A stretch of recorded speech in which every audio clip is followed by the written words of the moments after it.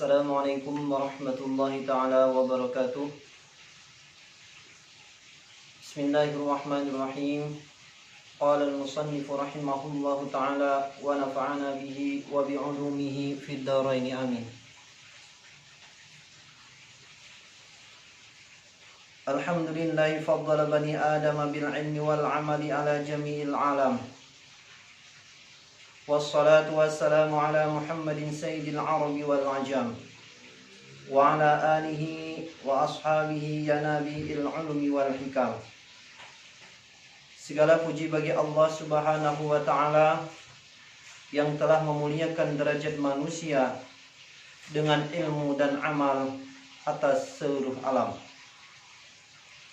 Salawat dan salam semoga tetap terlimpah atas Nabi Muhammad sallallahu alaihi wasallam, penghulu seluruh umat manusia, dan semoga tercurah pula atas keluarga dan para sahabat yang telah menjadi sumber ilmu dan hikmah.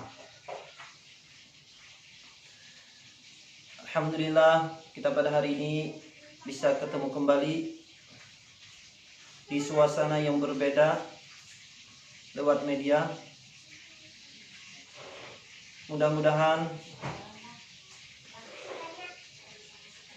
virus corona yang melanda negara kita Indonesia cepat berlalu, sehingga kita bisa berkumpul kembali, sholat berjemaah kembali, berjabat tangan kembali.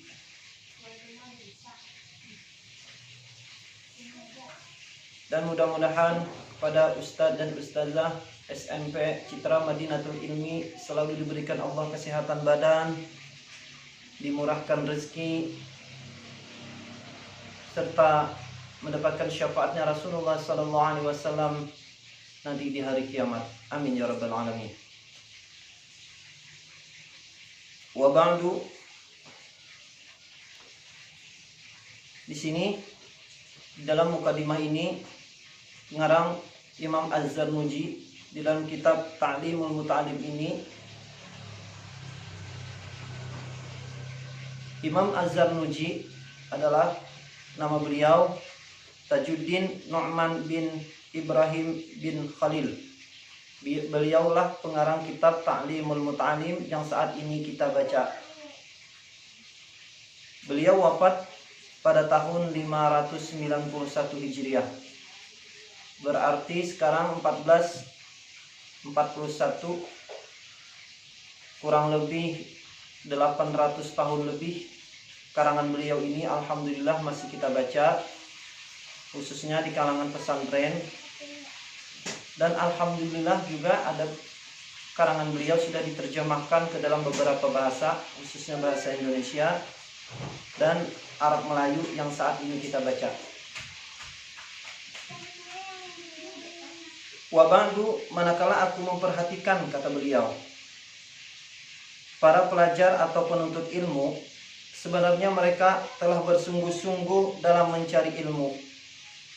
Tetapi banyak dari mereka yang tidak memperoleh manfaat dari ilmunya, yakni berupa pengamalan ilmu tersebut dan menyebarkannya. Di sini Imam Az-Zarnuji menyebutkan bahwasanya banyak para penuntut ilmu, himmah dalam mencari ilmu, semangat dalam mencari ilmu banyak,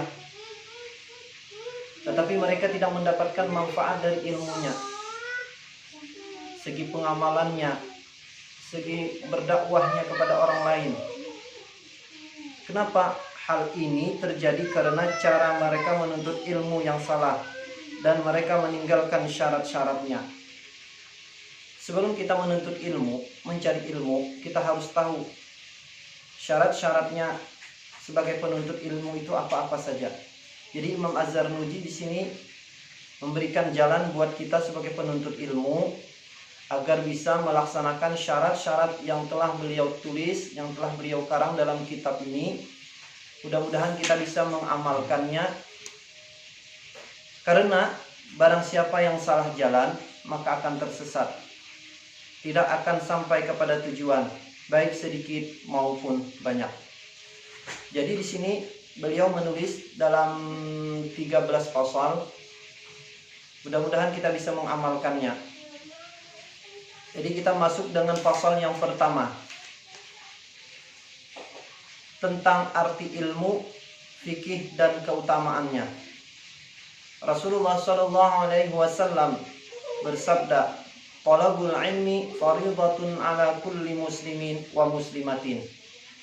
Jadi maaf sebelumnya yang ada punya kitabnya agar bisa dibuka di halaman 4. Menuntut ilmu itu wajib bagi muslim laki-laki dan perempuan. Ketahuilah bahwa kewajiban menuntut ilmu bagi muslim laki-laki dan perempuan ini tidak untuk semua ilmu. Jadi tidak semua ilmu kita wajib untuk menuntut, untuk mencari, tetapi terbatas pada ilmu hal atau keadaan. Sehingga ada yang berkata, ilmu yang paling utama ialah ilmu hal atau keadaan. Dan perbuatan yang paling mulia adalah menjaga hal.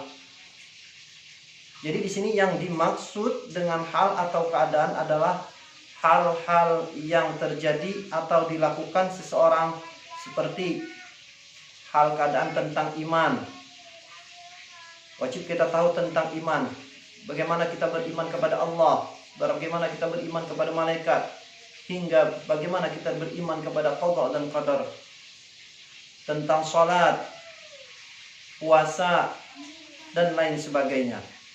Ilmu hal adalah ilmu usuluddin, atau yang disebut dengan ilmu tauhid dan ilmu fikih. Jadi dua ilmu ini termasuk salah satu pondasi dasar yang wajib kita pelajari. Setiap orang diwajibkan menuntut ilmu yang berkaitan dengan keadaan saat itu, kapan saja, karena setiap muslim tidak boleh tidak untuk sholat, maka diwajibkan atasnya ilmu tentang sholatnya, sekedar menunaikan fardu sholat. Jadi kita disuruh untuk belajar, diwajibkan untuk belajar tentang sholat, bagaimana rukun sholat, bagaimana rukun qalbinya, bagaimana rukun qaulinya, bagaimana rukun fi'linya, dan apa saja yang membatalkan sholat, dan apa saja yang diharuskan dikerjakan sebelum sholat. Setiap orang Islam wajib mempelajari atau mengetahui rukun maupun syarat amalan ibadah yang akan dikerjakannya untuk memenuhi kewajiban tersebut. Jadi kita disuruh untuk mengetahui syarat sah dan apa saja, misal tentang sholat atau tentang puasa. Nah, maka kita harus belajar. Belajar dengan siapa? Ya dengan guru. Guru dengan siapa? Guru beliau dengan guru beliau sampai kepada Rasulullah. Karena ditakutkan kita sebagai pelajar, sebagai penuntut, hendaklah belajar dengan guru. Kenapa? Wa kullu man bi ghairi ilmin ya'malu a'maluhu mardudatun la tuqbalu. Jadi hendaklah kita belajar sebagai mencari ilmu itu harus dengan guru. Kenapa? Karena ditakutkan apabila kita belajar tanpa guru, a'maluhu mardudatun la tuqbalu. Amalnya takut ditolak dan tidak diterima. Na'udzubillah. Karena sesuatu yang menjadi wasilah perantara untuk melakukan kewajiban, maka mempelajari wasilah tersebut hukumnya adalah wajib. Ilmu agama adalah wasilah untuk mengerjakan agama, maka mempelajari ilmu adalah hukumnya wajib. Seperti ilmu tentang puasa di bulan Ramadan, zakat apabila berharta, haji jika sudah mampu, dan ilmu tentang jual beli jika berdagang. Syekh Muhammad bin Hasan pernah ditanya, mengapa beliau tidak menyusun kitab tentang zuhud? Lalu beliau menjawab, aku telah mengarang sebuah kitab tentang jual beli. Maksud beliau adalah yang dikatakan zuhud ialah menjaga diri dari hal-hal yang syubhat. Artinya syubhat tidak jelas, halal, haram, dan makruh dalam berdagang. Jadi kalau kita ingin berdagang, maka kita harus mempelajari tentang ilmu dagang yang disyariatkan, yang dibolehkan, dan yang diharamkan. Demikian juga setiap orang yang bermuamalat, berkecimpung di dunia perdagangan, wajib mengetahui tata cara berdagang dalam Islam supaya dapat menjaga diri dari hal-hal yang diharamkan. Setiap orang Islam juga wajib mengetahui ilmu-ilmu yang berkaitan dengan keadaan batin atau hati. Seperti apa? Belajar tentang tawakal, taubat, syarat taubat ada berapa? Khauf, takut kepada Allah, dan ridha. Sebab semua itu terjadi pada segala keadaan.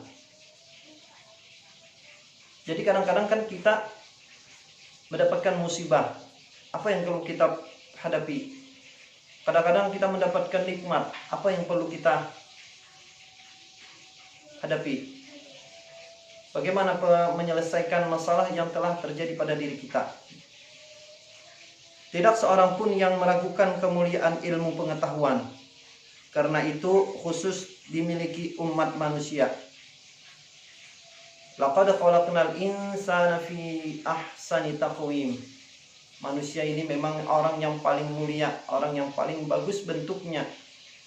Adapun selain ilmu, itu bisa dimiliki manusia dan bisa juga dimiliki binatang.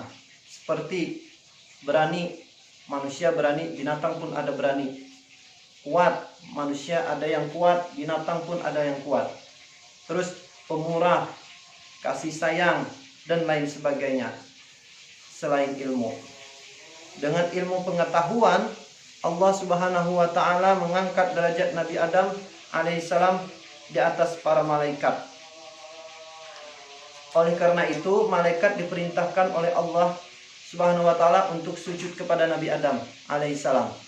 Sebagaimana ayat Allah berfirman dalam Al-Quran, wa idh qala rabbuka lil malaikati isjudu li adama fasajadu illa iblis.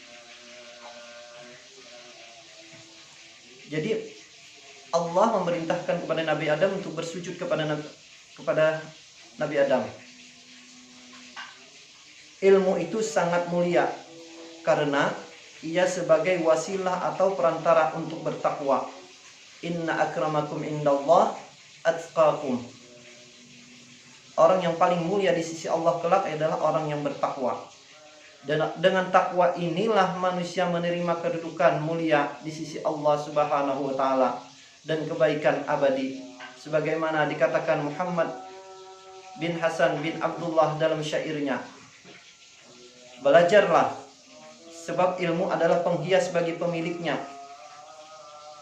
dan keutamaan serta alamat setiap hal yang terpuji.